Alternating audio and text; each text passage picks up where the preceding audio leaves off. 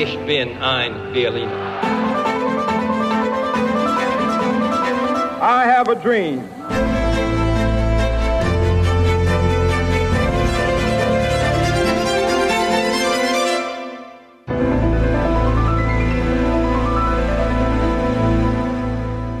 Olá, bem-vindos a mais um episódio da História Repete-se, com Henrique Monteiro. Olá, Henrique.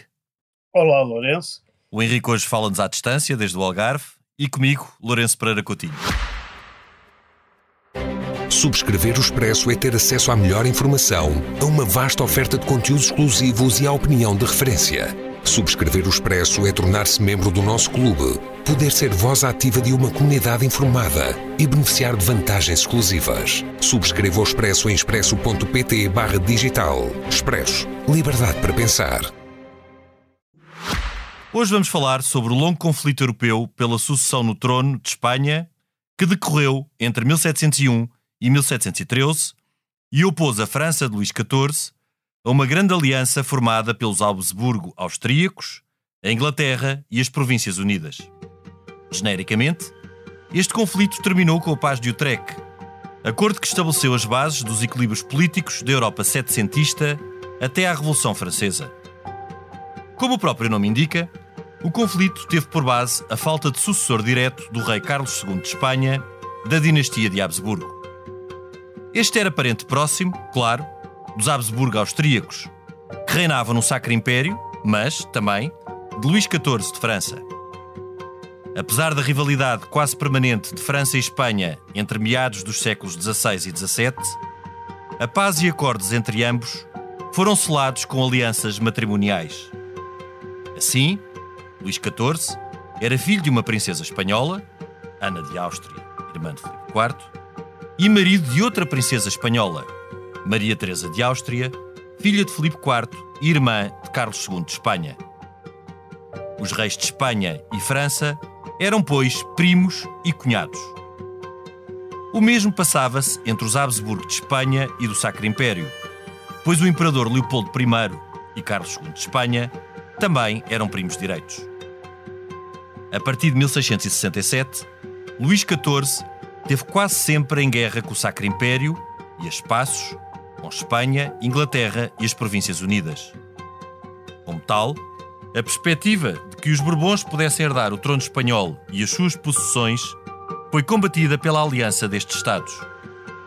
Exatamente por isso, Carlos II de Espanha fez testamento em favor de um outro candidato ao trono espanhol, José Fernando da Baviera, seu sobrinho neto. Acontece que José Fernando da Baviera morreu em 1699, os seus partidários a inclinarem-se então para apoiarem a candidatura de Filipe de Anjou, neto de Luís XIV. Na altura, o rei de França e o imperador do Sacro Império assinaram um segundo tratado de partição das possessões espanholas na Europa, com França a garantir os Países Baixos e o Sacro Império a garantir o Milanado. Este acordo, feito sem o conhecimento de Carlos II de Espanha, contrariava o testamento que este assinou a 2 de outubro de 1700. Neste testamento, Carlos II nomeava Filipe, duque de Anjou, neto de Luís XIV, como seu sucessor em todos os Estados espanhóis, impondo duas condições: a manutenção dos foros e direitos dos diferentes reinos de Espanha e a renúncia de Filipe de Anjou à coroa francesa. Carlos II de Espanha morreu a 1 de novembro de 1700, um mês depois de fazer testamento. 2 semanas depois, Luís XIV aceitou em nome do neto o testamento de Carlos II. Tal contrariava, porém, o acordo que fizera pouco antes com os austríacos.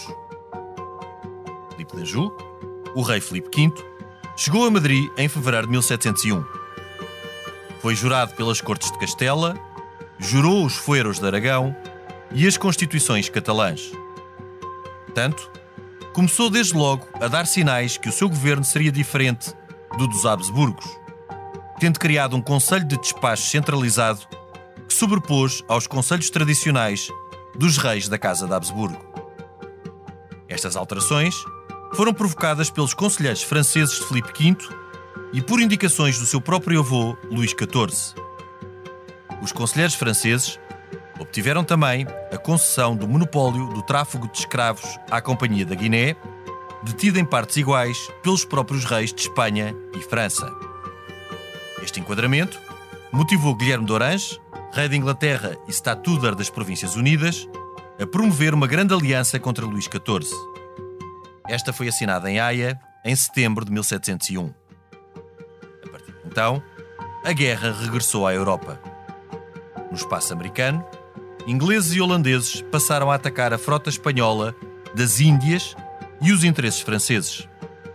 Os ingleses tomaram também posições marítimas estratégicas na Europa, como foi o caso de Gibraltar, ocupada em 1704. Neste contexto, a posição geográfica de Portugal levou a desempenhar um papel importante no conflito. Na primeira fase, o rei Pedro II apoiou a candidatura francesa, mas, em maio de 1703, assinou o Tratado de Lisboa, em que garantiu apoio à candidatura do arquiduque Carlos de Áustria.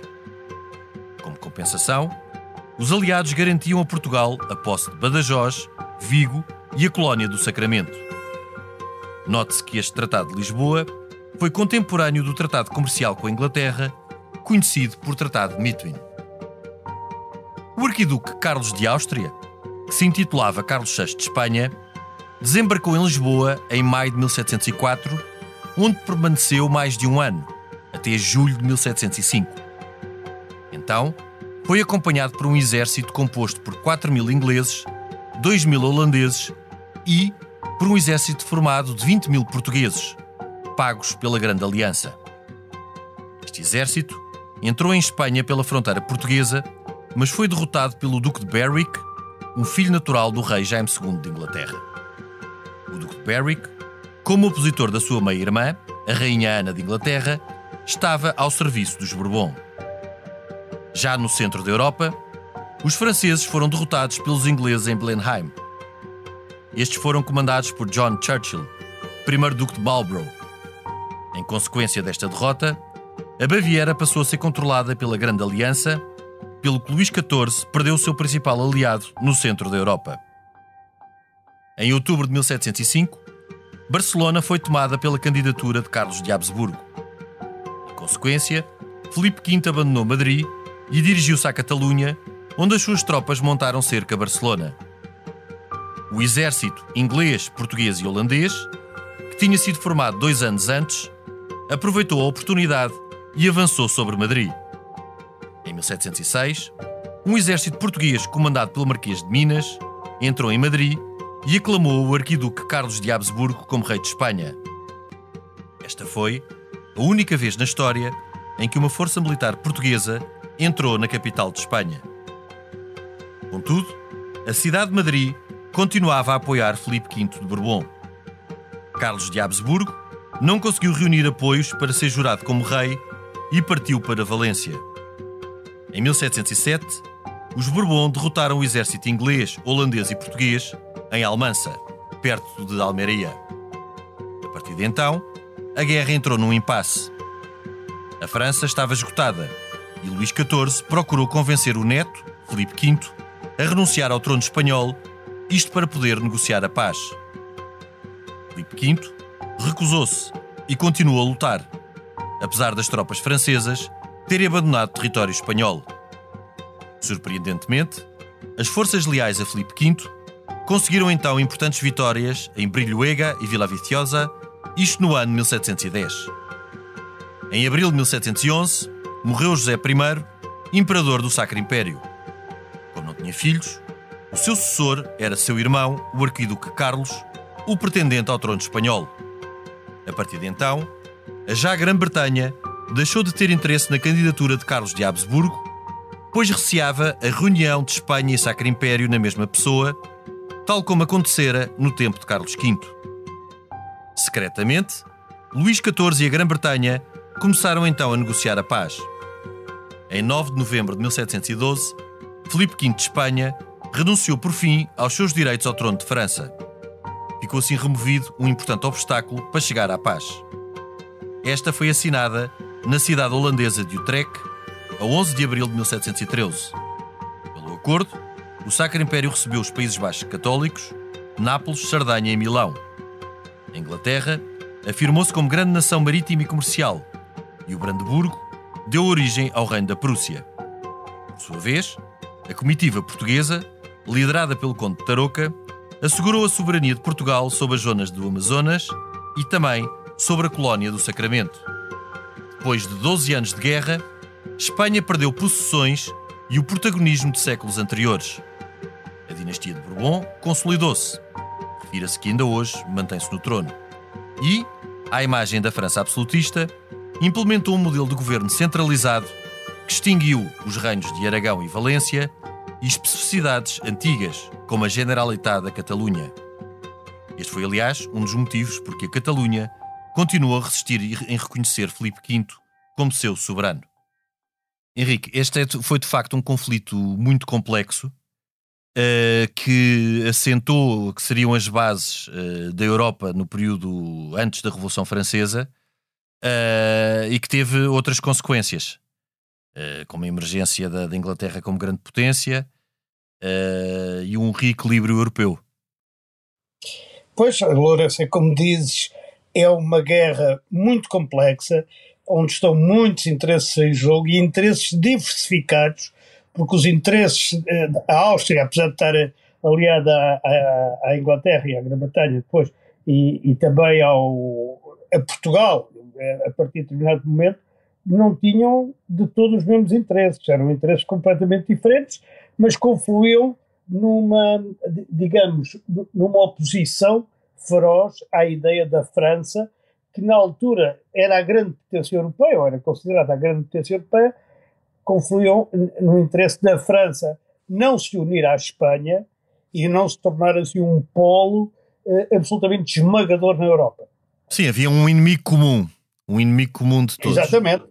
Exatamente. Portugal, aliás, como tu disseste, de início não viu problema nenhum em Filipe de Anjou ou Filipe V ser o herdeiro do trono espanhol, porque a França lhe tinha assegurado a defesa da frota portuguesa nos mares. O problema é que a França disse que assegurava, mas não assegurou coisíssima nenhuma, e ao contrário, os ingleses passeavam pela costa portuguesa, não é? Até pegaram Gibraltar, e fizeram em várias incursões no Mediterrâneo, onde passavam pela costa portuguesa completamente impunes. E o Pedro II de Portugal, vendo esta situação, faz aquilo que hoje se chamaria uma traição. Rasgou o acordo que tinha com a França e fez correr um acordo com a Inglaterra. E desse acordo, que põe Portugal na grande aliança contra a Espanha e a França, nasce também, ou no âmbito desse acordo, há também o acordo comercial que se chamava, salvo erro, dos panos e do vinho, que ficou conhecido por Tratado de Mituíno, não é? Em que a historiografia portuguesa, como tu sabes melhor que eu, sobre a qual tem uma posição bastante complexa, porque por um lado há quem diga que Portugal perdeu bastante e por outro lado há quem diga que isso não foi assim tão mal para Portugal. Aliás, este é um momento de viragem na política diplomática de Portugal e até nas opções estratégicas no enquadramento europeu. Nós já falámos também noutros episódios do programa que, sobretudo no período posterior à restauração, não era líquido o alinhamento entre Portugal e a Inglaterra, muito pelo contrário. Havia uma forte influência francesa na corte portuguesa e isso continuou ao longo do reinado, ao longo da regência e depois do reinado de Dom Pedro II. E numa fase inicial, de facto, a tendência portuguesa foi para apoiar a candidatura de Filipe de Anjou. E esta mudança não só se verifica exatamente pelo que tu disseste, por questões até de ataque e de acompanhamento do que era o comércio português também vital com o Brasil, como de promessa da grande aliança liderada por Guilherme de Orange, de que Portugal ficaria com as praças de Badajoz e Vigo. Portanto, também houve aqui um aliciante que, a verificar-se, o mapa português seria hoje completamente diferente e por vontade portuguesa. Portanto, muitas vezes esta ideia que nós insistimos de que não foi só Espanha a ter interesses territoriais em Portugal, mas Portugal também os teve em Espanha, verificou-se neste momento. E este momento é um momento decisivo. Depois, com a assinatura do Tratado de Utrecht, que é capaz de ser o tratado mais curto da história portuguesa e seguramente um dos mais curtos da história europeia, Portugal pende claramente para o lado de Inglaterra e coincide também com a emergência de Inglaterra, Grã-Bretanha em pouco tempo, como grande potência naval. Há aqui também, no caso que antecede o início da guerra, algumas situações importantes. A primeira é o longo conflito que França trava com estas potências, com a Inglaterra e com a Holanda. Guilherme de Orange, que era o Estatuto da Holanda, era o grande inimigo de Luís XIV. E Guilherme de Orange, também já falámos noutros episódios, torna-se em 1688 rei de Inglaterra. Tinha a contestar este seu governo na Inglaterra o Old Pretender, que era um Stuart, o filho de James II Stuart, que é apoiado por Luís XIV. E que é católico. E todo este tempo é um tempo de grande conflitualidade entre Luís XIV e as potências e também com o Sacro Império. No caso espanhol, o reinado de Carlos II é visto como um tempo já de decadência de Espanha e um tempo de impasse. Carlos II casa-se 2 vezes, não assegura descendência. E no período anterior à sua morte, já há muitas movimentações em torno da sua sucessão. Abre-se um conflito no Reino de Espanha entre como deveria ser feita a sucessão. Ou seja, se deveriam ser as cortes a designar sucessor, por exemplo, tal como aconteceu no caso português, no tempo de 1383-85, se deveria ser Carlos II a designar um sucessor. Ou seja, se o rei tinha a competência e a possibilidade de designar o seu sucessor, ou se esta competência deveria estar nas cortes. Acabou por vingar a tese, porque foi pela lei do mais forte, não foi pela lei da legitimidade ou por argumentos jurídicos, e o que acabou por vingar foi o testamento de Carlos II. Mas havia um partido forte no interior da corte e entre os conselheiros de Carlos II que advogava que as cortes deviam ser reunidas para se escolher um sucessor deste rei que não tinha filhos. Além dos catalães e dos navarros, que são sempre a favor mais do Carlos II, aliás, do Habsburgo, do Carlos Habsburgo, do que propriamente do Eduardo de Anjou, não é? Porque do Filipe, sim. Do Filipe de Anjou, desculpa, estou a baralhar os nomes. Do Filipe de Anjou, que há de ser o Filipe V espanhol. Exato. Ora bem, e há aqui uma coisa que na história de Portugal pouco se estuda, e que tu falaste, que é a incursão, né, em abril de 1706, salvo erro, do Marquês de Minas, que conquista Alcântara espanhola, que sim, é do lado da fronteira, mais ou menos das termas de Monfortinho, ali para os lados da Beira Baixa, não é? Exato.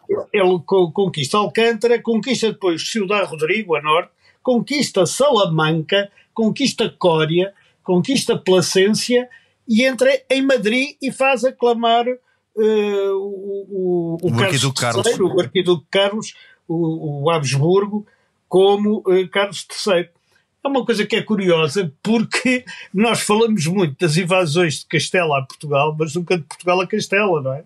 Henrique, exatamente por aquilo que referimos aqui várias vezes, há uma memória seletiva, e isto é curioso porque o Arquiduque Carlos, ou Carlos III para os que o apoiavam, esteve em Portugal, e isso é poucas vezes referido, esteve em Portugal, em Lisboa, como rei de Espanha durante um ano. Exato. Durante um ano. E houve uma primeira incursão, e isto também é importante referir, porque o rei de Portugal muda de posição. Exato. De posição quase num leilão de a quem dá mais, não é? Dom Pedro II acaba por assinar o Tratado de Lisboa com os ingleses e com os holandeses, sobretudo porque os ingleses e os holandeses na altura eram governados pelo mesmo Guilherme de Orange, não é? Que era Estatuto da Holanda. Não, já não era. Porque em 1703 Guilherme de Orange já tinha morrido. Guilherme de Orange morre em 1702. E é exatamente também no ano seguinte que Portugal muda de posição.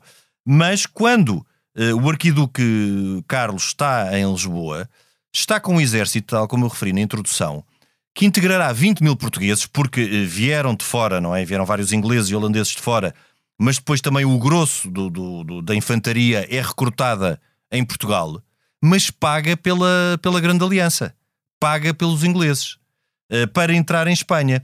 E essa Grande Aliança, e esse exército que é derrotado uma primeira vez, e que aproveita numa segunda vez uma saída de Filipe V desde Madrid para cercar para a Catalunha, para cercar Barcelona, para, com caminho aberto, avançar ao Ocidente e entrar em Madrid.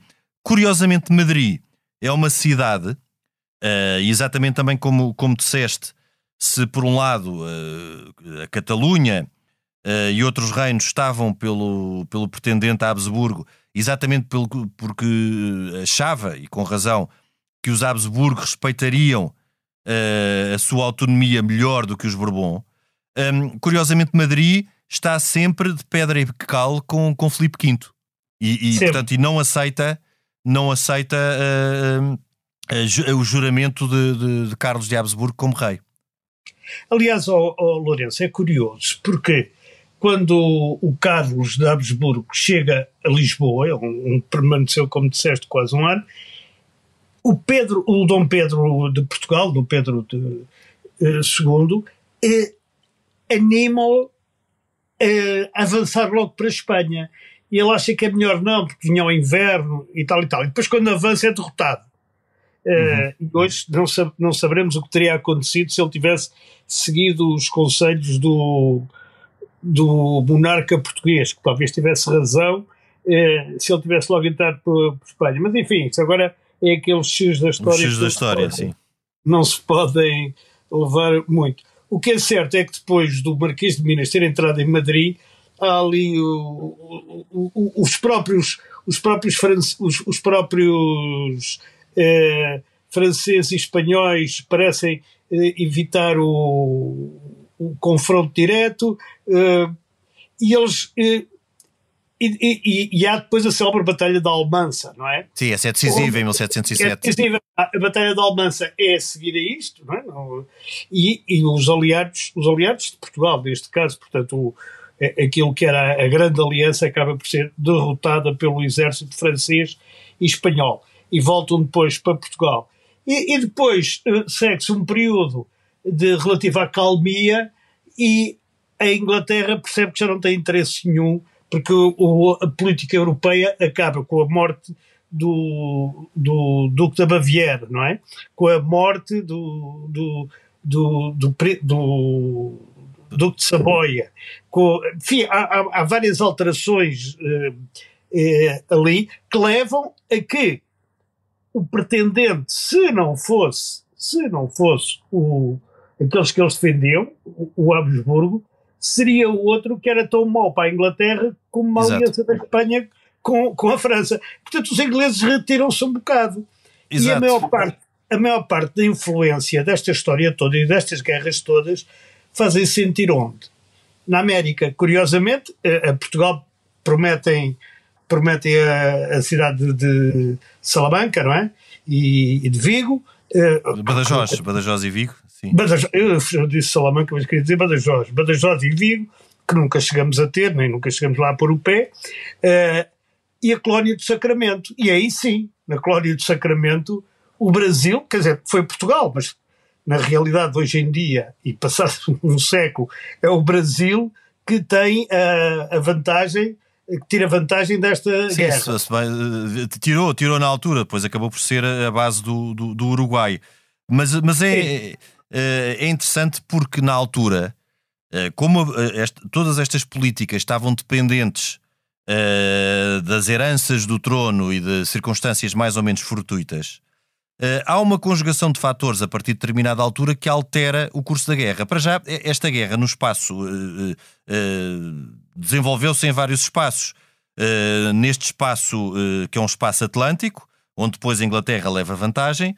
Claro. No espaço espanhol, onde é uma autêntica guerra civil, também muito um confronto entre Madrid e a Catalunha, e depois também num espaço europeu, onde Luís XIV continua a sua guerra, que já vinha de trás, com o Sacro Império, e onde ele decisivamente perde quando o príncipe Duque da Baviera também é derrotado, e depois é derrotado na Europa Central pelo Duque de Marlborough na Batalha de Blenheim, que também vai ser decisiva. No espaço e no contexto da Europa Central. Da Europa Central. Mas é interessante porque há uma série depois até de mortes na descendência de Luís XIV.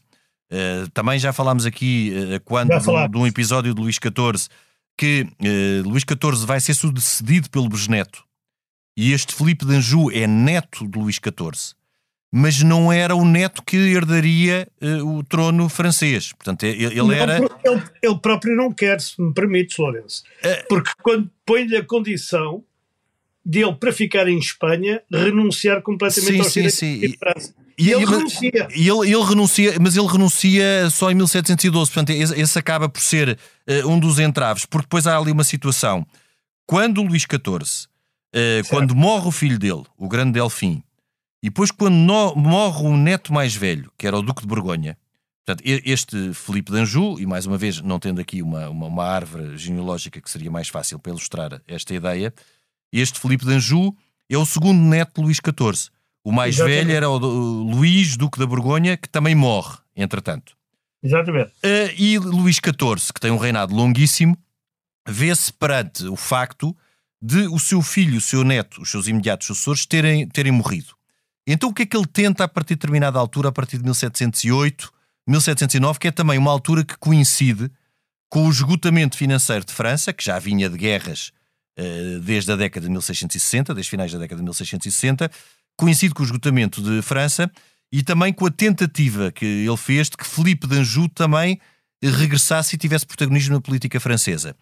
É em nomear este Filipe de Anjou, que já era Filipe V de Espanha, como regente de França em caso dele morrer e do seu sucessor ainda ser menor, como veio a acontecer, porque o futuro Luís XV tem 4 anos quando Luís XIV morre.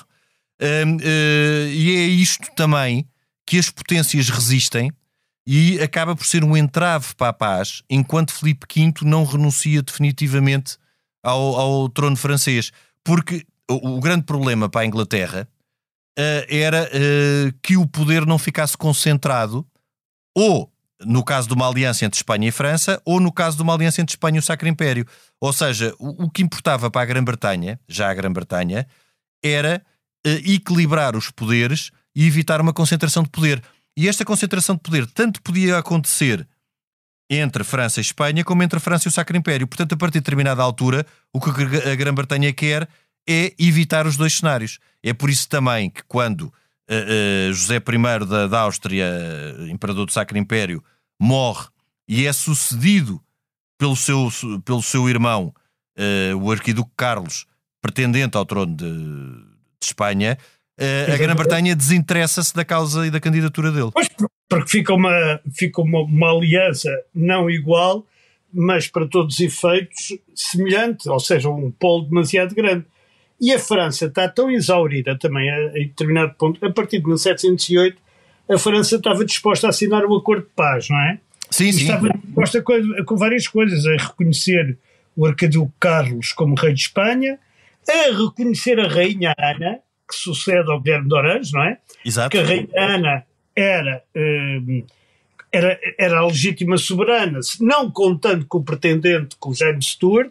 Exato, porque era reconhecido pelo Luís XIV até então. Exatamente, e que era católico, e era reconhecido pelo Luís XIV e pelos austríacos em determinada altura. Sim. E desistia de reivindicar as colónias espanholas, de abrir mão das posses austríacas capturadas e a destruir a base naval de Dunkerque, que é uma ameaça para a Inglaterra, não é? Na altura. Sim. Agora, o que é que ele não, neste caso o Luís XIV, o que é que ele não aceita? É auxiliar os aliados a expulsar o neto de Espanha, o Filipe de Anjou. Ele não aceita isto, quer dizer, e percebe-se que uma pessoa não aceita expulsar o neto também como parte de um tratado. Henrique, porque, aliás, porque foi o próprio Luís XIV que pôs o neto naquela situação, não é? Ele já terá tido, por certo, problemas de consciência em ter retirado o apoio ao neto, porque, de facto, a partir de 1709, os Bourbons conseguem vitórias importantes, como em 1707, em Almansa, e depois outras.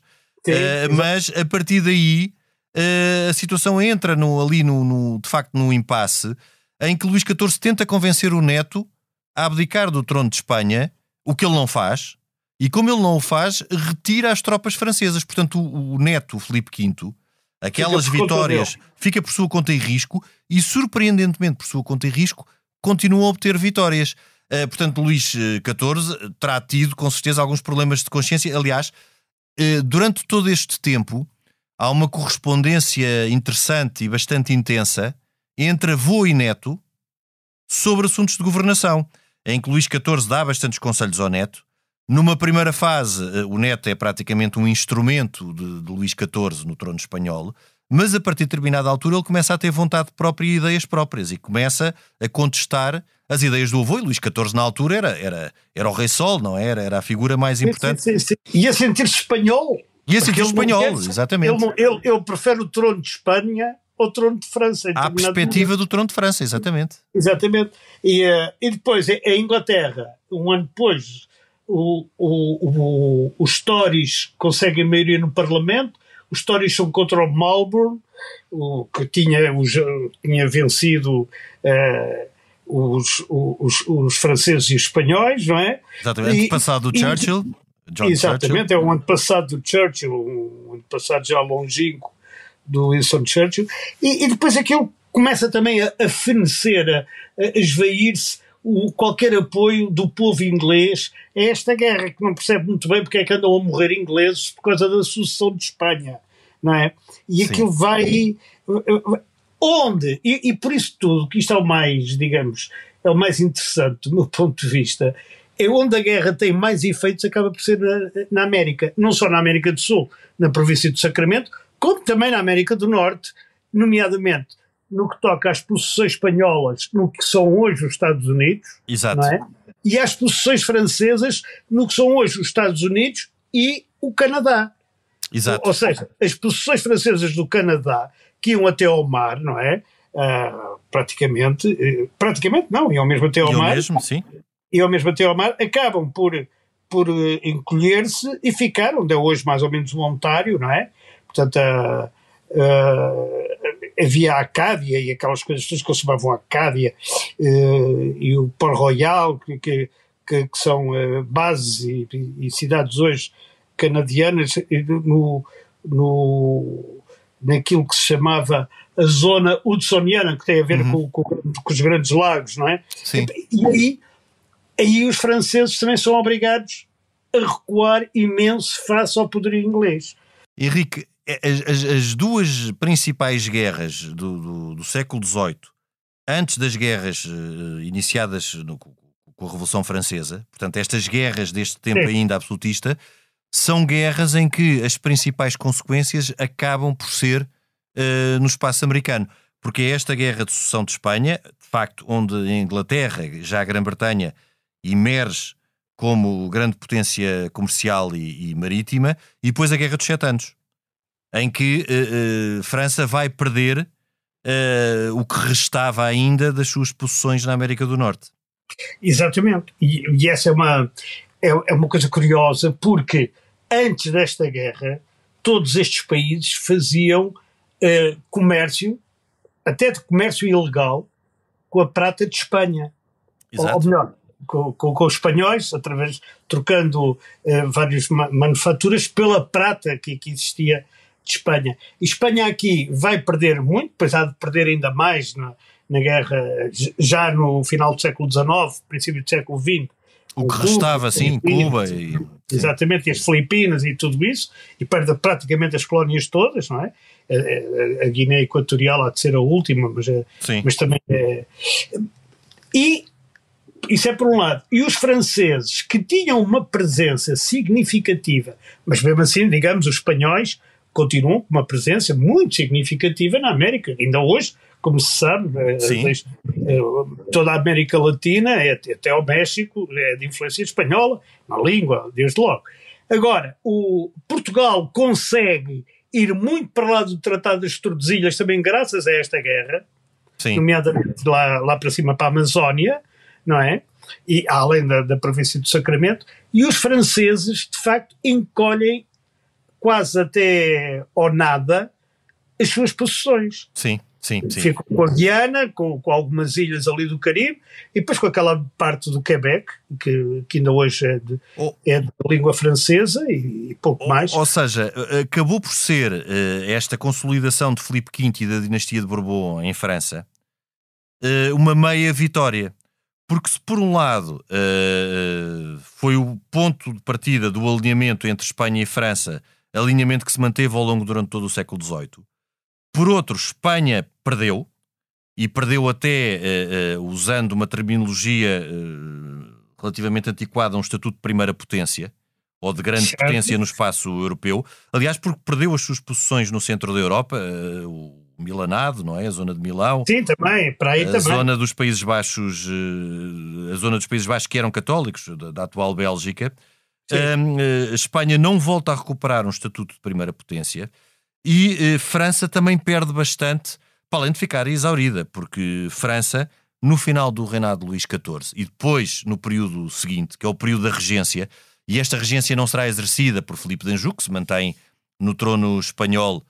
Filipe de Anjou este rei Filipe V, era um rei dado a algumas depressões e a alguns estados de altos e baixos, porque ele depois também há ali uma altura na década de 1720 em que abdica em favor do seu filho Luís, depois regressa ao trono, mas enfim, mas manteve-se como rei de Espanha.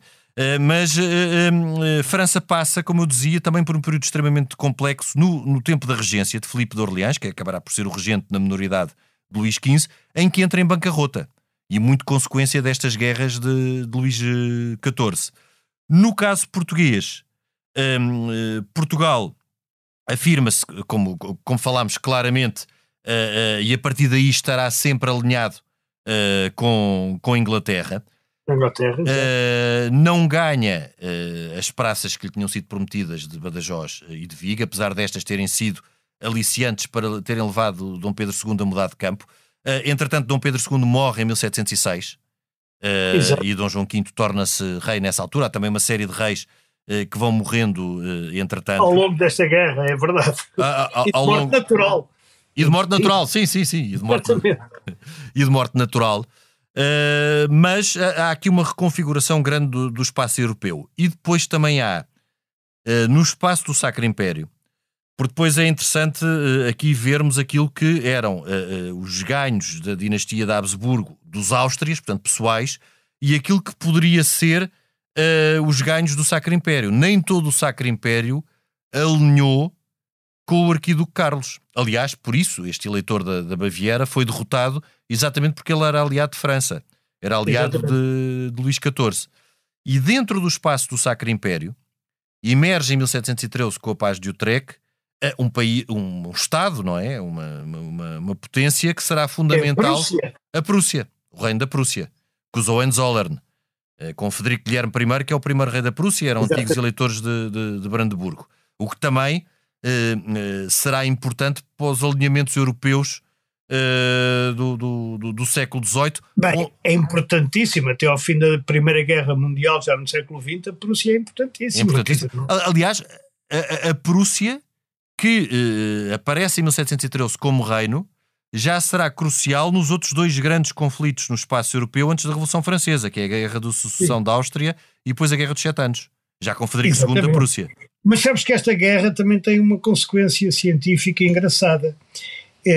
Além de ter revelado um grande embaixador português, que é o Dom Luís da Cunha. Exato. Que foi o homem que negociou quase tudo em nome do rei de Portugal, ou do reino de Portugal.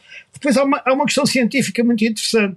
É a cartografia, na qual Portugal por acaso participa, embora não seja o top da atualização da cartografia, Porque, nesta altura, tornava-se muito importante para estas potências todas definirem exatamente onde é que ficava cada pedaço de terra e onde é que ficava cada país, cada região, cada isto, cada aquilo. Exato. E, sobretudo, na América, a cartografia era muito mal feita ainda era muito rudimentar, não é? E, Sim. portanto, há um grande aperfeiçoamento da cartografia da América, tanto da América do Norte como da América do Sul, e também da América Central, penso, embora não saiba. Porquê? Porque, exatamente para delimitar aquilo que é francês, do que é inglês, do que é espanhol, do que é português, do que é isto e do que é aquilo. Exato.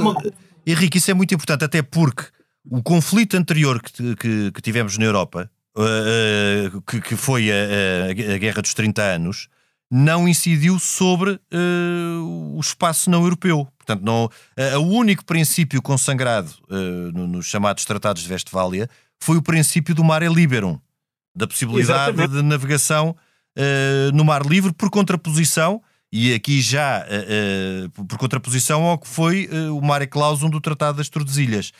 Mas este, de facto, no século XVIII e a paz do Utrecht, é o primeiro momento em que o espaço americano é delimitado, o que obrigará, obviamente, ao desenvolvimento da cartografia. E este é um ponto de partida, porque depois de Utrecht, de 1713 até 1750, pelo menos no caso português, dá-se um grande desenvolvimento da cartografia em que os chamados padres matemáticos, também já falámos deles noutros episódios, tiveram um papel importantíssimo na cartografia e em delimitar o interior do Brasil. E foi este trabalho dos padres matemáticos que depois servirá de base aos tratados entre Portugal e Espanha, os tratados de 1750 e de 1777, para delimitação da América Espanhola e da América Portuguesa.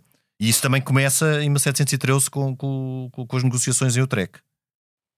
É exato, quer dizer, concordo inteiramente, mas é curioso como pensamos sempre a história com os olhos de hoje, a gente quando fala assim, a Amazónia, ali a fronteira com o Peru, está bem, mas quer dizer, isso teve que ser decidido onde é que era. Claro. Porque na altura, quer dizer, é muito engraçado olhar para os mapas, por exemplo, onde são hoje os Estados Unidos, ou da América do Norte, e ver que aquela parte da Califórnia estava mais ou menos delimitada, até a parte do estado a norte da Califórnia, o Oregon, estava mais ou menos delimitado, mas depois entre o Oregon e o norte, onde é hoje Montana, Idaho, o Kansas Norte e não sei o quê, desculpa, não é Kansas, estou a meter água, é outro estado, Dakota do Norte e Dakota do Sul, tudo isso era um grande, no próprio mapa, é um grande, sei lá, são milhares de quilómetros, onde diz terreno desconhecido, que era o que era, não é? E isto estamos a falar de há 250 anos, 300 anos, não é assim? Não é assim também há tanto tempo, sim. Pois, não é pré-história, nem nada que se pareça. Sim, mas foi nesta altura e foi com esta necessidade e partiu exatamente da paz de Utrecht. Eu acho que, e sublinhar por fim, que no caso português é interessante como o que foi o protagonismo de Portugal, e até pela sua importância agora no que foi o conflito dentro de Espanha, que em Espanha é visto, já sabemos que este conflito foi bastante mais amplo, mas em Espanha é visto como uma guerra civil e até uma guerra entre modelos de governo e entre o centralismo e as autonomias. O papel decisivo que Portugal teve. Um dos pretendentes ao trono espanhol, que se intitulava Rei de Espanha, viveu em Portugal durante um ano. Houve ataques que partiram de Portugal. O exército português, pago pela Grande Aliança, entrou em Espanha, invadiu Espanha e entrou em Madrid. E estes são aspectos muito que normalmente não são referidos e eu acho que pouco conhecidos. E a Guerra de Sucessão de Espanha, no nosso caso, também tem interesse por isto. E obviamente que depois aquele interesse que perdurará mais será exatamente este ponto de partida com o Tratado de Mituín, que é um tratado comercial, mas de alinhamento diplomático e económico com Inglaterra, que perdurará e depois se acentuará bastante a partir do tempo do século XIX e primeiro das invasões napoleónicas e depois ao longo de todo o século XIX. Mas tem origem exatamente aqui em 1703, quando Portugal muda de campo. Para não falar em Gibraltar, que ainda hoje é um se mantém problema. Uma questão em aberto. Na altura os ingleses também tomam Minorca. Exato, que depois devolvem. Exato. Depois acabam por devolver a Espanha a ilha de Minorca. E é curioso como nós olhamos sempre estas coisas como sendo estáticas, não havendo... E muitas vezes não sabendo, eu penso que a maior parte das pessoas não sabe porque é que Gibraltar é o Peñón, não é? Como dizem, é uma possessão britânica, não faz sentido nenhum hoje em dia, não é? Sim, não Mas faz. no entanto, na altura aquilo foi fundamental para os ingleses dominarem o Mediterrâneo. Exato. Os ingleses fizeram do Mediterrâneo mais ou menos o que os romanos tinham feito. O Mare Nostrum. Mare Nostrum, o nosso mar, embora os romanos, verdade seja dita, o fizessem de uma forma muito mais competente, até porque havia uma parte do Mare Nostrum que era depois otomana. E também os turcos, embora não fazendo parte desta guerra da sucessão, eram também um dos motivos para que a Áustria fosse tão interessada nesta guerra da sucessão. Claro, porque claro. Para a Áustria, os domínios de Espanha no Mediterrâneo e mesmo em partes de Itália eram fundamentais para a defesa e para o ataque aos turcos, que na altura eram os grandes inimigos dos austríacos. Sim, nós não nos podemos esquecer que em 1683 os otomanos estiveram às portas de Viena, que foram defendidas. Viena foi defendida na altura pelo príncipe Eugénio de Saboia, o mesmo que ainda comandava as forças imperiais no início da Guerra de Sucessão de Espanha. Exatamente. E, portanto, não tinham passado assim tantos anos. Não tinham passado assim tantos anos. É verdade. Henrique, nós, fechando aqui este capítulo da Guerra de Sucessão de Espanha, até para a semana. Continuação de boa estadia aí no Algarve. A gravação e sonoplastia esteve a cargo de Tomás Delfim e Gustavo Carvalho. Nós voltamos na próxima semana, noutro tempo e noutro espaço.